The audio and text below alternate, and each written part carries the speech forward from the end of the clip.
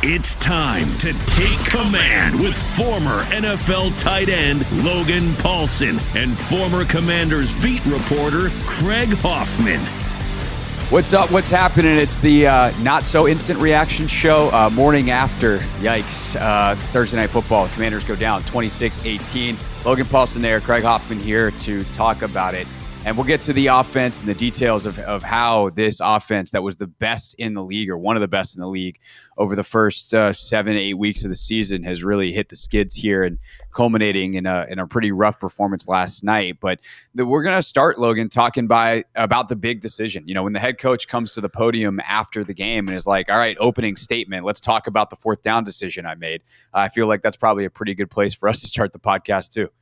Yeah, no, I think it is. It was a very pivotal moment in the game, and obviously Philly goes down and scores after that. But to me, and I think we kind of talked about this briefly in the production meeting. Like, it wasn't about the points, it wasn't about the score. It was just about you needed to keep Philadelphia off the field for as much time as possible. And I know fans are like, "Oh, that's like unacceptable," whatever. Like, basically, when you watch the defense, they looked so gassed, and they had been just pouring it out for 3.5 quarters.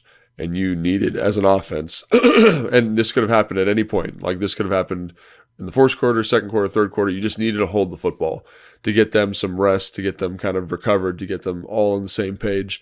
And it felt like that was that decision. It's 4th and 1. You just need to hold the football. And obviously the execution wasn't there or where it needed to be, and leads to points for Philadelphia. Yeah, I think there's a couple of factors that go into this, and that is absolutely one of them. If you'd like some evidence to support the correctness of Logan Paulsen there, Philly goes down and scores 5 plays, 74 yards in under 3 minutes on the next drive. Jayden throws the interception on the first play of the next drive. So you have a tired defense that's starting to fold. And then sure enough, they give up the huge run to Saquon immediately after that 2 plays into the next drive. So like, the defense was toast. And I actually wrote down before that series, before the touchdown, like, I think it was during the drive that they scored on the drive before. So basically Philly's first touchdown drive, middle of the third or late third quarter into the start of the fourth. Big note on the side of my notes. Defense is tired. You could feel it coming apart. You knew they needed to make a play. And God, man, Quan Martin makes one. He gets that fumble punch out, and Washington just can't jump on it. Great play by Calcaterra to pick up his tight end buddy, Dallas Goedert, on that fumble. But I think ultimately I agree with the decision that Quinn made. It's a lot easier to disagree today if you're sitting in this seat, because when you lose, you take the opposite side and everyone's like, yeah, you were wrong because what you did was it's clearly they lost. And it's like, yeah, they probably would have lost anyway if you go the other way. And I do think that to make the counter argument, just quickly to present both sides, because I don't think it's a 100% call. I think in part because your defense is starting to lose gas, you just take the points and say, like, hey, let's play with a lead. Does that affect the way Philly plays it? I don't want, like, we're already starting to lose momentum. Let's not lose any more by taking a risk here. And I think that to me is the one pull I have the other way, is like, just stay in the lead / retake the lead. You're already starting to lose it a little bit. If you give them that shot of energy, is that your last gasp? And do you really want to put it all right there? I think the counter to that is you're just delaying the inevitable. And I think that probably, seeing how the rest of the game plays out, is probably a pretty strong counter to the counter, if you will. Yeah, and again, like, if you said, hey, kick a field goal, I understand that. The thing that gets me is that I do think no matter what happens, Philly's scoring the next drive. Like, wherever we get the football, whether it's after the fourth down, whether it's after a kickoff return, they're going to score. And it just, on the sideline, like, walking the bench, like, those guys were juiced, they were ready to go, but it was starting to come apart a little bit. And I've been a part of games like that. I've coached games like that at the high school level. I've played in games like that in college, in the NFL, and you just know it. There's something, I don't know if it's momentum, if it's psychology, and everybody on the team knows that needs to happen. You need the first down there. And when you don't get it, or if you kick a field goal, and you know that kicking the field goal is losing the game too. And I think, like, that's where I was at.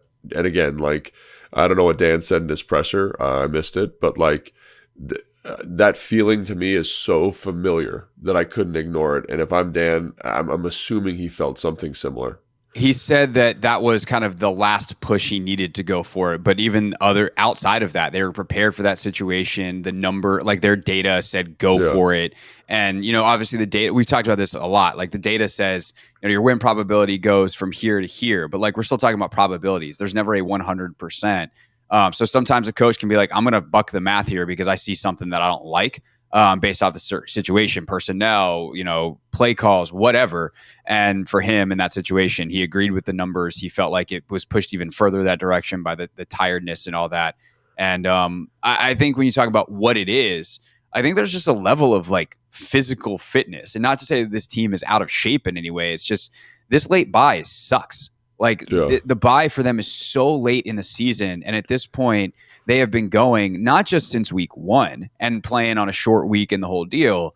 They've been going since training camp pretty much nonstop. They gave them like a little mini bye at the end of training camp, let the guys get away for a couple of days. But by and large, like you hit training camp, you grind it out. We all know how much of a training camp or a grind training camp is. You certainly know better than most, certain me or anybody listening, unless we got more former NFL guys listening.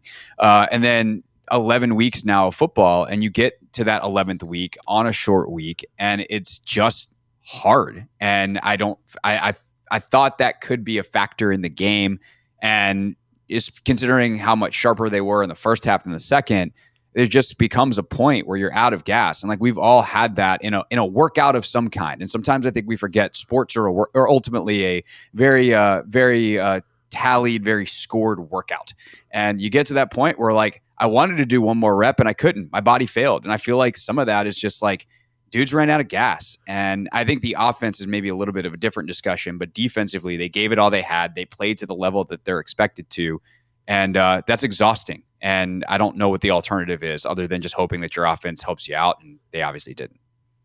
Yeah, no, I think that's 100% right. That was something, again, like when you look at the schedule and people talk about late buys, having done that before too, like there's a physical fatigue, but there's also a mental fatigue, which I think shows up a little bit. I think it shows up more with the offense, quite honestly.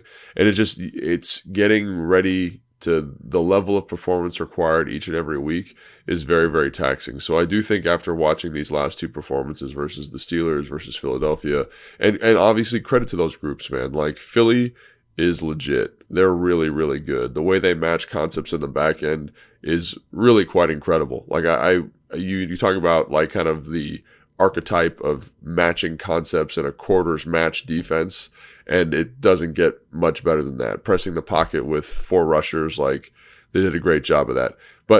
And same thing with Pittsburgh. They deserve those defenses deserve credit, but I do think there is a element of fatigue, especially with a younger roster, guys doing this for the first time. Your quarterback's doing it for the first time. He's a little banged up. Like the psychology of going out and doing it again is a little bit overwhelming. And I think this kind of pseudo bye coming off the Thursday night game is going to be so important just to kind of refresh mentally. Because I remember we had in 2000. I think it was 12 or 13, we had a late bye, and you just were so physically you were tired, but everyone's physically tired. It was the mental element and I think that's showing up for me a little bit when I watch the offense specifically. Yeah, and just it's worth noting the next 3 games are not exactly as hard as the last 2. Now, they're NFL teams. They're going to present challenges. I don't mean to be disrespectful, but the reality is the Cowboys without Dak Prescott and they currently feel like they're spiraling, and you got 10 days to prepare for them. Then you're at New Orleans, which is always a tougher place to play, and we'll see how they play in their second game this weekend with the new head coach and all of that. But like they've been pretty nightmarish this season. Then you have Tennessee, and then you have New Orleans. So you got 2 home games, Dallas, Tennessee, and then you have a bye, and then you're at New Orleans. So you have a chance to get right here before finishing with Eagles, Falcons, Cowboys. And, that's great. But I think the questions about beating good teams and all that kind of stuff, they're going to be there unless you go beat Philadelphia at home on December 22nd. And you know what? If you don't beat any good teams in the regular season and you still make the playoffs anyway and you win a playoff game, nobody will care. So, that narrative is what it is. But I do think it's worth pointing out just something that I kind of wrote down as we talk about the offense here. the lack of talent to me that we kind of said, hey, coming into this year, this is year one of a rebuild. We know Adam Peters is going to build this roster over time. And there's been guys that have been playing out over their skis, and they, these guys are trying hard. This is not a matter of effort. But the lack of talent means that everything that they create has to kind of be schemed up. And I am curious what you feel about how they are they kind of just running out of stuff? Like, are teams onto them? Is this kind of the thing that has happened to Cliff in other places? The details don't seem to be as sharp, or is this kind of the fatigue and other factors maybe that you think are going into this dip in offensive performance over the last couple of weeks?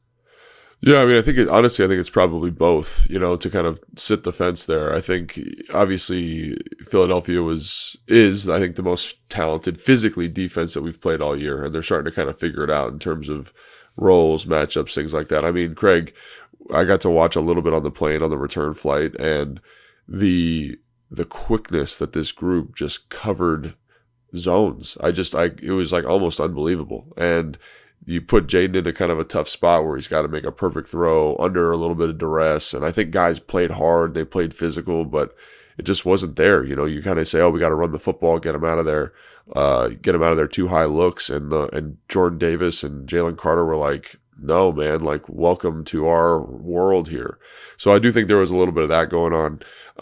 I do think people probably have a better feel. I mean, it's week 10 or 11? I don't even know. This is week 11, yeah. Yeah, so, it's week 11, and people get a feel for what you're doing. Like, I've been, Kyle Shanahan, I think, is regarded as one of the best offensive coordinators in the NFL. He goes through spats like that. Mike McDaniel, Sean McVay, everyone has these moments where a good team kind of figures you out. And so I don't know if that necessarily means the whole NFL's figured you out. Because I think you look at Pittsburgh, they had a solution that was a little bit different than Philly, right? In terms of we're going to bring pressure, we're going to play a lot of man. Philly didn't really do that. They were like, we're going to play our defense. And so I just think it's, as you play more talented teams, stuff becomes really hard. Like, I remember when I was in Atlanta, we were a very, very good offense, and we were kind of rolling, and we played Baltimore. And Baltimore just kind of took us out behind the woodshed and was like, just beat the crap out of us, because they were a more physical, more physically gifted, more talented defense. And we just couldn't compete. We weren't ready for it. And I think, you got to there's a lot of stuff that you can look at and say the Commanders can do better. But I think you also got to give credit to that Philadelphia group, man. Like, they just did a great job. So, and again, this is where this kind of pseudo bye becomes so critical. Is it just allows you to do a little self-scout, allows you to kind of get healthy, allows you to mentally refresh. And so in terms of this context, like, that self-scout becomes extremely important. Like, how do we kind of take the stuff that we do and take the stuff that we did in training camp, put a little window dressing on it just to maximize what we're doing moving forward. And I think that's something that I think is going to be really, really helpful for the offense going into the last half of the season. Yeah, they've got to, because some of the stuff that they like, the lack of easy stuff in this game until the very end, that last drive, they started to get a couple quick game. But in general, can you find ways to get some of these quick looks to the backs and to the tight ends, to your receivers who are more dynamic playmakers? Like, there's things like that Cliff was really good at, and they were able to do at times in stretches earlier in the season that they're not quite able to do right now. And we'll probably have some deeper answers for some of that stuff on the tape show on Tuesday. But in the meantime, I think there's two other big things that we should talk about on the offense on my list anyway. And obviously feel free to add anything that you want to, but the running game, I think, was effective in wide swaths of this game, but it's hard to be consistent running the football because you get one, it's what we talked about with the Commanders defense. Like, you get one stuff, now all of a sudden you're in 2nd and 12 and the whole situation changes, even if you got 3 straight first downs and picked up 30 yards to get there. But it does feel like the run game is clunkier than it was earlier in the year. Like, they were so detailed, everything timing wise, combinations, they were just hitting everything. Is our teams figuring it out, maybe doing some different stuff, line stunts, whatever, lack of practice time? Like, these dudes are almost all of them are banged up, and so they're just not performing as well. Like, is there anything in particular to you that stands out about that before we talk about Daniels and where he's at? Well, I will say good players make you look clunky. And Jalen Carter is a good player. So one of the things about all this pin pull stuff that they do is it creates a lot of individual blocks, which hasn't really nipped them in the butt, quite honestly, this year. They've been really good at blocking back and, They've played some really good interior players this year. And I think just Jalen Carter, like, one of the best runs that this team has is that center guard or guard pull to the perimeter. And obviously I call that bounce. At least that's like the language I'm familiar with. Whatever they call it, I don't know. But the thing that kills that is if you pick off the pullers, right? Because you lose hats to the front side. So when Biotish is trying to block back, and he's been excellent at that all year, and Jalen Carter just rips up the field and picks off the guard, there's literally 2 free hats to the front side of the run.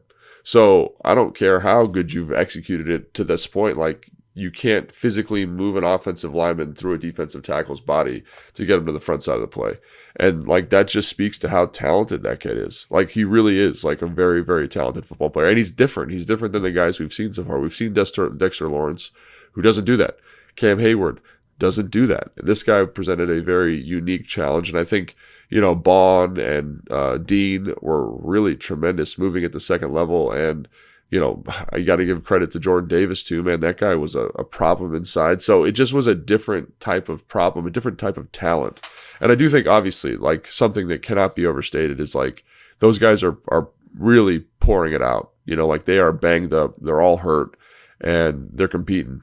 And I've had a lot of injuries late in the season. We talked to Fletch about it. And as much as you want to think you're 100%, like, you're not. You don't have the same pop. You don't have the same snap. You can't grab the same way. Your elbow's messed up. Like, it's a cumulative effect of the year, right? It's a cumulative effect of the stress, and every team's going through it. But again, we go back to why this kind of mini bye is so important. It just mentally and physically freshens you up. And I'm not sure they beat this team if they're at 100%. I have no idea, but I definitely think the showing's a little bit better, just because, like, that is a uber talented football team. Like, I mean, at every level of the defense, they've just got speed. They know what they're doing.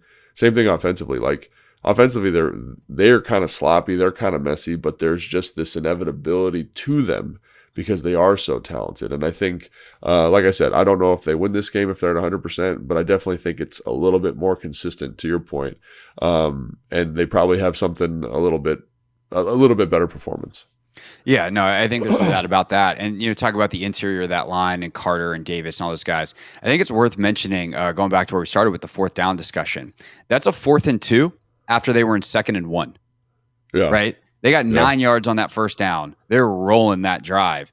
And they try to sneak B-Rob up the middle real quick. He gets stuffed. They try again on 3rd down. And then they go for it again on 4th. So you're talking about needing 1 yard on 3 downs, and you try to run it up the gut, which has been your strength all year with Biotish and Cosme and Allegretti in the middle of that defense, Wiley blocking down, all that stuff, and you can't get it because Jalen Carter's a menace. And Brandon Graham's flying in from the outside and is in on one of those stops. Bond is coming down and making plays. So it's never just one play, and that sequence I think is a really great example of it, because they were kind of rolling on that drive, and all of a sudden they, instead of continuing with some of the play action and stuff that they did, and I'm sure Cliff is kicking himself, and I don't even know if he should be, because, like, of course you should be able to pick up 1 or 2 yards with Brian Robinson. You've been able to do it all day, and the Eagles just stepped up and made plays. The last thing that I have on my notes is the quarterback.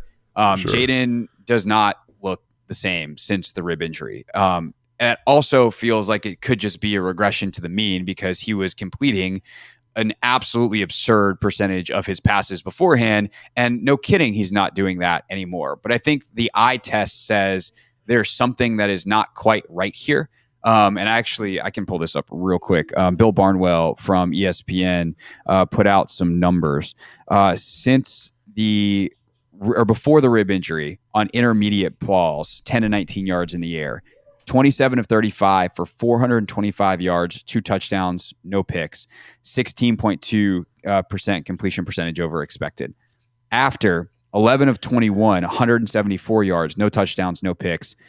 He's dropped 50 points in passer rating, and he's minus 13.5% completion percentage over expected. So the numbers say it's not good. The eye test, like that ball that he puts at Noah Brown's feet, just doesn't step into it, doesn't deliver it with any kind of confidence. I mean, I would level of concern, like what's going on here with Jayden, and this is something that, again, the mini bye, freshen up, we think it can fix it. Yeah, so he's played 4 games since the rib injury, right? Is that correct? I'm trying to Chicago, yeah, 3, New York, Chicago, Yeah, Chicago, New York, Steelers. Pittsburgh, Philly. Yeah. And so what I will say about that, and I understand that it's an injury, and rib injuries, like I've had them. They're no fun. They're no fun for me blocking. I can't imagine what it's like to throw a football. So, but what I will say is I thought he played well against Chicago. I thought he played really well against the New York Giants. And I think the difference is the type of defense that he's playing in terms of Pittsburgh and Philly. And it's not that they're just good. It's like the way that they are good. And the thing that I see when I watch him, and we got to watch the film, we'll be able to talk about this more in detail on Tuesday, is they're really good. We talked about Pittsburgh, how good they are about pressing the pocket internally. You know who else is good at that? Philly. And so when you watch him, how he is throwing the football in those situations, he's kind of backing up, kind of feathering away from the throw. And when he feathers away, he's not this guy that generates this tremendous arm torque. It's a full body throw for him. So when you're a little bit off with your feet, when you're kind of feathering away like that ball, it happens all the time. It just tails away. And so I'm sure that a factor in that is the rib, but I also think the style of defense is significant, right? When you can press them, and every quarterback experiences this. This isn't just like a Jayden thing. It's every quarterback has a really hard time with internal pressure. I know the edge rushers, the defensive ends get all the headlines, right? They're defensive player of the year. But when you look at really good defenses, like I think about Kansas City right now and Chris Jones, their ability to compress the pocket right now and prevent the quarterback from stepping in and seeing throwing lanes is significant. And I think you're seeing a significant, like the reason there has been this, quote unquote regression is because the style of defense that they're playing more to me than anything. Because I look at the Giants game and I honestly thought that was one of his better games of the year, the second New York Giants game, and he's got the rib injury there, and so is the rib injury playing a factor in terms of him not want to take a hit? Yeah, I think so. But I think both these groups that he's played, I think that's probably more significant than the injury potentially. And you have to, and again, this is all speculation on my part. I just got to say that you have to talk to him about it, but like that's just to my observation. Yeah, for whatever it's worth, like he is saying that he's fine. Dan is saying like, the Chicago game, yeah, we were conservative with him and it was affecting him. But basically since then it's just gotten better and he's good. To me, it does feel much more the defenses and the confidence. It's just, and like, there's just not the confidence and like the assertiveness that he had earlier in the season throwing the football with his decision making. It feels a little more guessy, feels a little more rookie. And that's okay. Like that doesn't change how I feel about Jayden Daniels. It just is the current state of things. And he was bound to have a stretch like this. And if he comes out of the mini bye and is back on fire again, then we'll be like, okay, he learned some lessons in the middle of the season. He had a couple of down games. That pick that he throws is only his third of the year. He gave him a chance, and hopefully he can regain some of the scrambling magic and some of the other stuff, the big explosive plays down the field that he had earlier in the season. But I think the tape will tell the tale here too, in terms of what kind of opportunities may have been there or were not. I don't think there were probably a lot of them. So it's something that definitely is worth noting, definitely worth studying, but I don't know that I feel that much differently at this point long term, even the long term of this season, nevertheless, long term about Jayden Daniels. Yeah, and even when you look at the Pittsburgh game, like we talked about that in the review pod, like there was a ton of opportunities, right? Ton of drop passes, ton of just slightly errant throws. So this game, the Philly game, felt like something completely different to me than we've seen even from like Pittsburgh. I came out of there like, yeah, he's a little off. That's a good defense. It's a better rush. Like it's going to be a little errant. This was something completely different in terms of what he was seeing. And it was something, I don't know if I mentioned this on the podcast, but I remember talking to Bram about it before we were prepping the show. And I was like, either this goes really well for Jayden because he sees the zones really well, or it's a nightmare because Vic Fangio, that's the thing that makes the defense so hard. That's the reason Kyle Shanahan Sean McVay found a Vic Fangio disciple. That's the reason Mike McDaniel hired him in Miami as the defensive coordinator, is to understand better what this scheme does, because it puts quarterbacks mentally in a blender. And they don't know, because think about it, think about your old Madden stuff, right? It's like, here's your quarters, here's your 4 circles across the back, here's your 4 underneath players. They don't play that it's like we are in quarters, but we're actually matching this. So even though it feels like quarters and there's quarters principles here, it's going to play like man, but we're passing off stuff in between. So I'm ready to rip a slant. This happened in the game, actually. He's ready to rip a slant to Terry, and the defensive end just drops right underneath the throwing window. So it's like I got to pull it down, and then I'm frantically looking, and they've matched the spacing concept because that's terrible versus zone. And so that happened over and over and over again in this game. And that's why this defense for a long time was kind of the penultimate defense for the NFL. So to me, this is a different animal, and especially given the execution those guys had. I mean, like I only watched probably 20 plays on the plane, but I came away being like, I've never seen a defense match stuff this assertively. And obviously you watch them versus Dallas and you're like, maybe that's because Dallas is bad. But to see them live and in living color do that, you got to give credit to that group. And I think it's good you get them now. You got a long time before the next game because you can kind of build up the repertoire and kind of get back to saying this is what it's going to take to beat that team. But to me, it's like the Jayden Daniels thing. I think this is the first game where he's looked like a rookie to me. And even against Pittsburgh, which was not his best game, he was making throws and finding opportunities in a way that this game just wasn't there. And hopefully it's just because you got to say, hey, Philly got him. And that's okay because sometimes that happens. It does, and I don't think the O-line did him any favors in this particular game as well. So that's something that we'll look at a little bit deeper on film. So, and by the way, those things work together, right? You got to pull it down. The O-line was like, oh, this is supposed to be quick game, and then all of a sudden it's not quick game because the DN dropped out and now taking on pressure, and the play is just longer than they expect. So it was a cycle of bad. It was a cycle of bad offensively, but. The final 26-18, Washington now 7-4, but as we said, they have a big opportunity ahead in the next 3 games, and they also have a mini bye and an actual bye to try to get healthy and get right for the final stretch run of the season. We'll be back on Tuesday with a full film breakdown. Until then, try to enjoy the weekend, and we'll see you next time on Take Command. Thanks for watching this clip of Take Command, which has a brand new home. That's right. You can watch on YouTube at the Team 980. You can also listen to full episodes in the free Odyssey app, which is now enabled with Apple CarPlay. So we'll just, follow you around.